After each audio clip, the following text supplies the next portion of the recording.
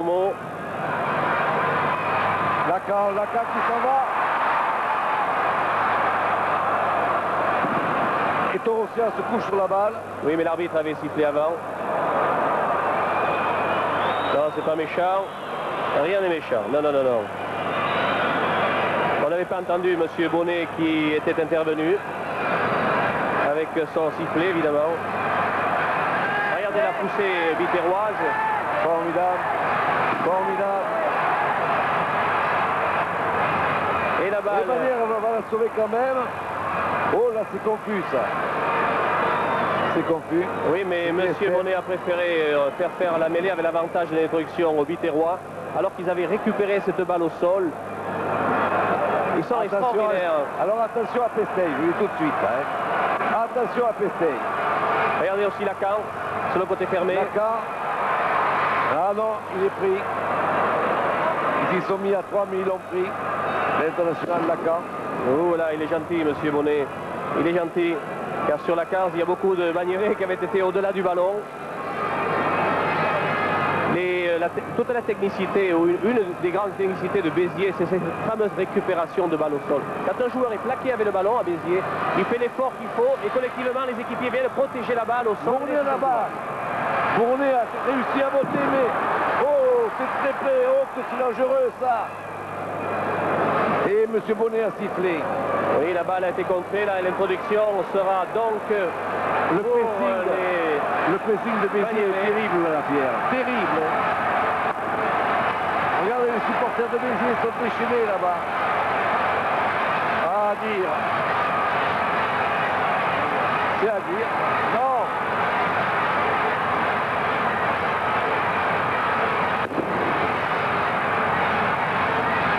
Je sais pas de quel côté me mettre pour le reconnaître.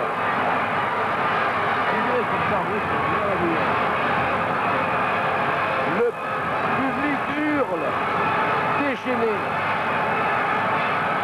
C'est Mournet alors. Non, non, c'est le remplaçant. C'est Mournet. Mournet, le numéro 9. Moi, je remplaçant, je dis. Dieu sait s'il est titulaire, Mournet. Oui. Non, non, c'est Mournet donc qui était blessé. C'est pas grave. Regardez la pression du pack biterrois. Mournet. Oh. Gourdon en débordement. Qui est passé en touche. Il est passé en touche, c'est vrai, on l'a vu très bien. Mais quand même, il avait l'intention. Cette fureur, comme vous disiez... Je ne pensais pas que c'était Mournet, car ce groupe-là, on le grossissait terriblement. Oui, oui. On aurait dit un avant. Une bonne bourrique du bon vieux temps. Donc Morisson est de service pour la remise en jeu. On joue à 8 la touche. On peut dire à 7 car Lacan est en relayeur, en position de demi de mêlée. Et on joue ce panier. Morisson tente le drop. Oh, ça ne passe pas. Goal drop qui a été contré. Et il touche pas là. Ah, oui, on pensait à la contre-attaque. Oui, quand il voulait contre-attaquer, là, on avait le droit d'ailleurs, par contre. C'est l'endroit le plus strict. Oui, oui, mais c'est toujours très dangereux aussi, Pierre, ça. Oui, surtout qu'il y avait quand même des biterrois de partout. J'ai l'impression que maintenant nous avons l'année quart d'heure et que les banniérés vont accélérer encore et mettre tout ce qu'ils ont dans le ventre dans l'année quart d'heure. Voilà mon impression. Ils ont déjà mis beaucoup depuis le début du match. Oui, mais c'est leur seule chance.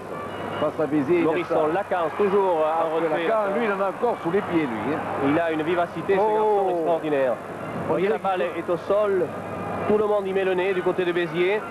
Et regardez pour qui elle est. Eh bien, pour Béziers. Morisson. Voilà. Morisson qui n'a pu être soutenu par sa troisième ligne car celle-ci était au charbon. Et immédiatement, c'est la contre-attaque. Immédiatement. Oran a... Oh là là, c'est bien joué, ça. Il a manie la balle, hein. Oh, puis l'extrême correction de ce match, alors, car on s'engage à 1000 à l'heure de chaque côté et on se respecte. Et quand on se respecte en rugby, alors, ce sont de grands moments que l'on vit. Et les joueurs que vous voyez couchés sont des joueurs qui ont été plaqués. Absolument, c'est pas un jeu de... c'est un jeu de fillette, le rugby. C'est un jeu de contact. Monsieur, je vous pose une question. Alfred Sauvy, qui jouait il y a 70 ans au rugby, commençait. Est-ce que vous croyez que c'est plus beau maintenant qu'avant ou quoi? C'est certainement plus beau, seulement celui qui marque les points n'est pas le même que celui qui fait le jeu. Ah ben oui, ça arrive souvent comme ça. Dans la vie, c'est la même chose. Ça arrive comme ça, oui, dans la vie. Mais maintenant, ça va peut-être changer. Ah, mais Alfred Sauvy, voyez-vous, son pronostic, ça va peut-être changer maintenant. Ah bon, c'est bien. maintenant, c'était une pénalité pour Bagnères.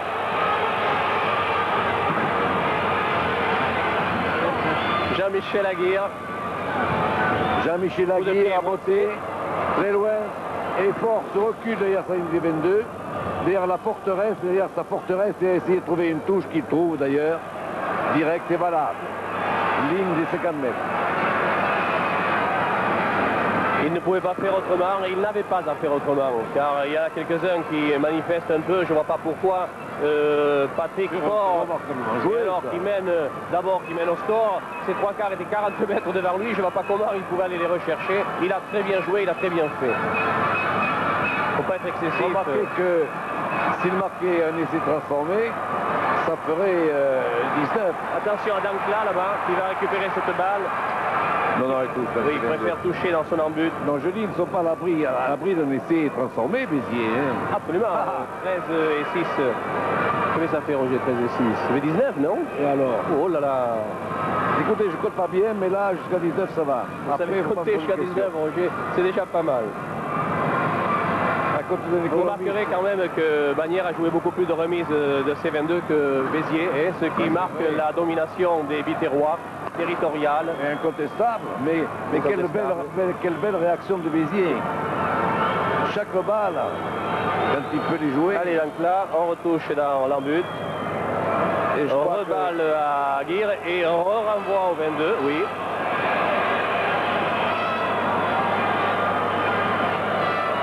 « 28 minutes de jeu, presque 29. Il doit rester 10-11 minutes à jouer. » Vacquerin à la réception. Maintenant, il fait nuit vraiment. On a la lumière remarquable du parc. Et la classe s'en va. La classe s'en va. Les avants. Palmier. On la parole. Attention, c'est dangereux. En avant au départ. C'était Andrieux qui a marqué. En avant. En avant au départ. Andrieux avait marqué. On peut le regretter pour le mouvement, oui. Oui, on peut le dire. Autant pour Béziers que pour Bagnères. On peut regretter quand il y a des échecs. Regardez Palmier, Bonomo. Oui, Bonomo avec Escande qui a fait un en avant. Voilà. Alors qu'Andrieux allait à l'essai. Mais on le regrette aussi bien pour Béziers que pour Bagnères, je vous le jure. Parce qu'un bon mouvement est un bon mouvement. Remise en jeu de Bournet. Adrien Bournet avec la pression biterroise. Jean-Michel Aguirre. Oh là là, Aguirre. Il n'est pas content, il dit à ses coéquipiers, il ne faut pas faire ça. Il reste à peine 10 minutes à jouer. Oui, je crains qu'il devienne un peu fébrile. Je trouve que Bagnères, depuis la demi-finale contre Montferrand, a mis la pendule à l'heure au niveau de la préparation physique. Oui. Ils me paraissent beaucoup plus fringants qu'ils ne l'étaient en fin de match contre l'ASM. Et ils sont très bien actuellement, même s'ils sont menés au score. Balle bien prise par Bonomo, protégé par tout un pack. Lacan, Morisson. Bon, ils sont pestés. Pestés, tente de voir. Et il trouve Aguirre. Combien cette fois, il ne touche pas. Ça, il met directement en touche. Et elle est longue, la touche. À 40 mètres, c'est ligne de but. Et là, je crois qu'il a bien fait de ne pas aller toucher dans son embut. Parce que oui, il a préféré, car sur les récupérations de balles après les renvois, les Biterrois sont très forts.